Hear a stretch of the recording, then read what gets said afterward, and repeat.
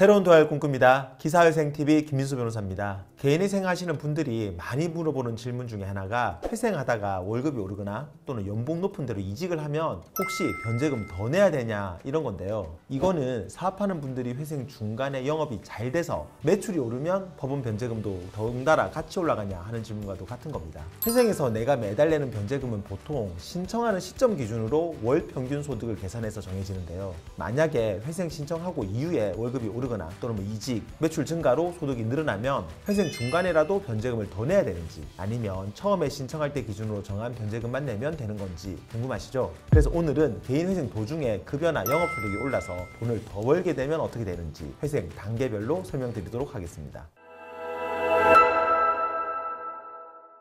앞에서 말씀드린 것처럼 개인회생은 처음 신청서 제출할 때 작년 평균 소득이나 또는 신청 시점으로부터 지난 1년간의 월 평균 소득을 기준으로 해서 변제 계획안을 짜서 제출합니다. 그래서 원칙적으로는 회생 신청 당시의 평균 소득에 따라 가지고 내가 앞으로 3년간 낼 변제금이 정해지죠. 월급의 경우에는 보통 이제 물가 상승률 때문에라도 매년 조금씩 오르잖아요. 그런데 이렇게 약간씩 오른 월급 같은 경우는 회생 신청하고 오르더라도 그걸 가지고 새로 변제 계획안을 다시 짜거나 그러진 않습니다. 매년 월급만 오르는 게 아니라 최저 생계비도 덩달아 오르기 때문에 굳이 이런 금액 상승분까지는 법원에서 고려하지 않는다는 거죠. 실제로 실무에서는 이직이 아닌 이상 설사 물가 상승률보다 월급이 더 올랐다 하더라도 신청 이후에 그걸 새로 반영해서 변제 계획안을 수정하는 경우는 별로 없습니다. 그러니까 일반적인 월급 상승의 경우에는 설사 신청 이후에 연봉이 오르더라도 신청 때까지 받았던 그 월급 기준으로 회생 진행해도 큰 문제 없다는 겁니다. 그런데 만약에 내가 이직을 해서 월급이 대폭 올랐다면 이야기가 달라집니다. 변제 계획안은 보통 신청서 내고 개시 결정이 나올 때까지는 회생위원회 보정명령을 통해서 여러 차례 변경이 될 수 있거든요. 개시 결정이 나오기 전에 이직을 해서 월급이 대폭 올랐다면 원칙적으로는 이런 사실을 법원에 알리고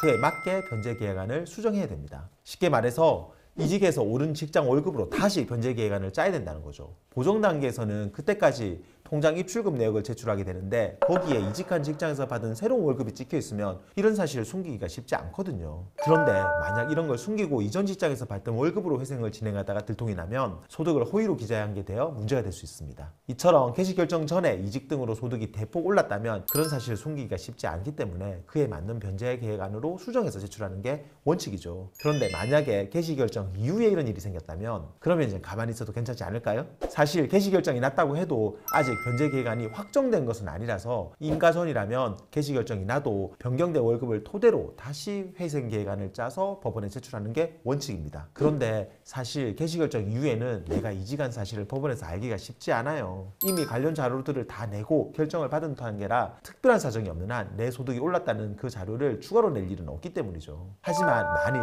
채권자가 이런 사실을 알고 법원에 이의 신청을 한다면 그럼 이야기가 달라집니다. 그럴 경우는 법원에서 관련 자료를 추가로 요청할 수가 있는데 그 과정에서 내가 소득이 늘어난 사실을 숨긴 게 밝혀지면 자칫 허위로 소득 신고를 한 게 돼서 문제가 될 수 있는 거죠. 이런 이의는 보통 개인 채권자가 이런 사실을 알고 하는 거니까 특히 개인 채권자 있는 분들은 주의하셔야 됩니다. 마지막으로 인가되고 나서는 이직해서 월급 오르거나 사업이 잘 돼서 수입 늘어도 뭐 별도로 신고하지 않아도 되는 거 아니냐고 생각할 수 있는데요. 사실 이것도 채권자가 이런 내용을 알고 법원에 변제 계획안 변경 신청이라는 걸 하게 되면 인가 이후에라도 고치할 수가 있어요. 하지만 실무에서는 조건부 인가를 받은 게 아닌 이상 인가 이후에 월급이 오르거나 사업소득이 늘었다고 해서 변제 계획안을 변경하는 일은 거의 없다 보시면 됩니다. 대신 조건부 인가 받은 분들은 보통 이제 매년 소득 관련 자료를 법원에 제출을 하는데요. 이전에 비해서 20% 이상 소득이 증가한 경우에는 증가분의 50%를 변제금에 추가로 반영한 계획안을 제출하라. 이런 식의 결정을 받기도 하니까 이런 분들은 인가 이후에도 소득 변경에 신경을 쓰셔야 됩니다. 결국 회생 중간에 일반적인 수준을 넘는 소득 상승이 있는 경우에는 그런 사실을 법원이나 채권자가 알게 됐을 때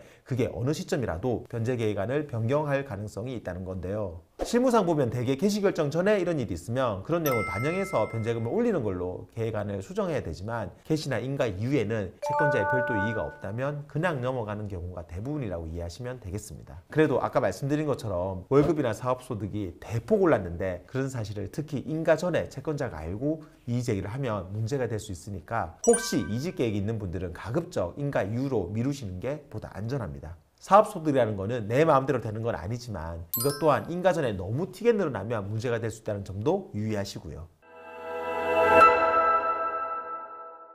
오늘은 개인회생 중간에 이직 등으로 월급이 오르거나 사업소득이 늘어나면 변제금을 더 내야 되는지 말씀드렸는데요. 내가 결정할 수 없는 소득 증가라면 어쩔 수 없지만 그게 아니라면 가급적 회생이 통과되기 전까지는 기존 소득을 계속 유지하는 게 변제금 상승 없이 회생을 무사히 통과시키는 방법이라는 점 꼭 기억하시기 바랍니다. 영상 도움되었다면 구독과 좋아요 그리고 알림 설정 부탁드리고요. 추가로 궁금한 점 있으면 아래 댓글이나 저희 법무법인으로 연락 주시면 친절히 답변 드리겠습니다. 다음에도 더 좋은 주제로 찾아뵙겠습니다. 감사합니다.